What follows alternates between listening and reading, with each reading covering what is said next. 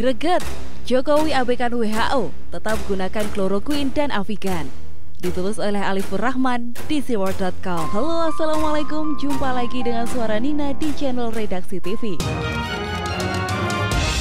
Saya pikir saat kemarin Presiden sudah mengumumkan langkah beraninya untuk melakukan tes massal dan distribusi obat untuk melawan COVID-19, kita semua bisa menyambutnya dengan perasaan lega.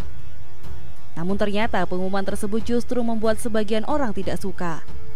Salah satu yang dipermasalahkan adalah kloroquine. Obat yang sudah disiapkan sebanyak 3 juta unit oleh pemerintah ini dinilai hoax.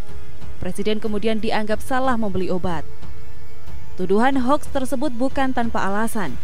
Di Google sudah banyak gambar-gambar obat kloroquine yang diberi stempel hoax, baik oleh Mavindo maupun Kominfo. Rujukan kedua berdasarkan pernyataan Janet Diaz, Kepala Perawatan Klinis dalam Program Emergensi WHO. Maka jangan heran kalau sekarang setelah Presiden mengumumkan sudah menyiapkan obat kloroquine langsung dibilang hoax, salah obat, dan seterusnya. Janet Diaz mengatakan bahwa tidak ada bukti bahwa obat kloroquine tersebut adalah pengobatan efektif untuk COVID-19. WHO juga mengklaim bahwa COVID-19 belum ada vaksinnya atau obat antivirus yang spesifik. WHO juga memperingatkan tingkat kegagalan dalam temuan kasus resistensi di beberapa negara, dan di Nigeria sudah melarangnya sejak tahun 2005. Itu saja pokok permasalahannya. Bagaimanapun tim Presiden selama beberapa minggu ini juga sudah tahu soal pernyataan WHO tersebut.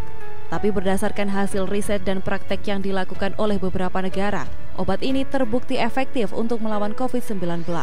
Dan itu juga yang disampaikan oleh Presiden Jokowi kemarin sore. Untuk penjelasan ilmiah soal kloroquine dan Avigan, silahkan baca tulisan dari salah seorang dokter yang juga menulis di SeaWorld.com. Di artikel tersebut saya memberikan gambaran tentang keputusan-keputusan Presiden dalam rangka melawan virus COVID-19, terutama tentang WHO dengan segala labelnya. Patut diingat, kita ini adalah manusia berakal, bisa berpikir, dan pada satu titik tertentu dapat menentukan sendiri keputusan-keputusan yang harus diambil dalam rangka menyelesaikan masalah. Tidak harus tunduk dan nurut terus dengan pihak lain. Apapun yang disampaikan oleh orang atau tokoh biarlah menjadi referensi saja. Begitu pula dengan WHO.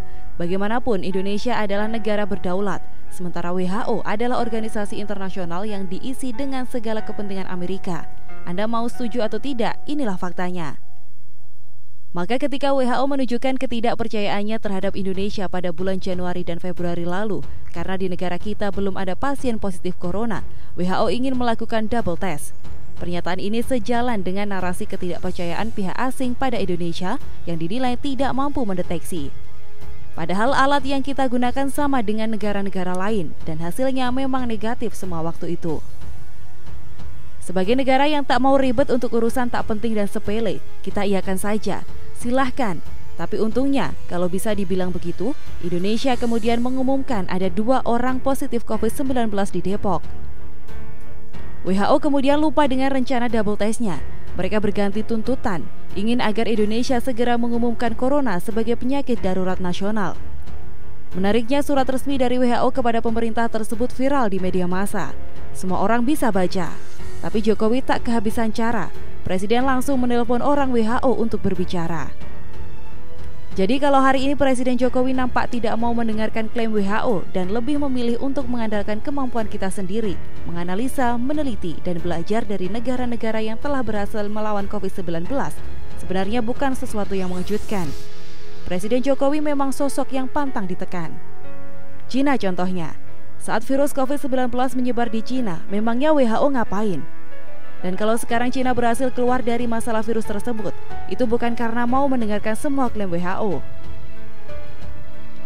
Terakhir, bagi teman-teman di luar sana yang ingin tetap menyalah-nyalahkan Presiden dengan referensi WHO lalu menganggap obat yang dibeli pemerintah adalah hoax, ya silakan saja, itu hak kalian. Tapi ingatlah, nanti setelah negeri ini berhasil memerangi COVID-19, keberhasilan tersebut bisa dicapai dengan cara tidak mendengarkan ocehan WHO yang kalian banggakan itu.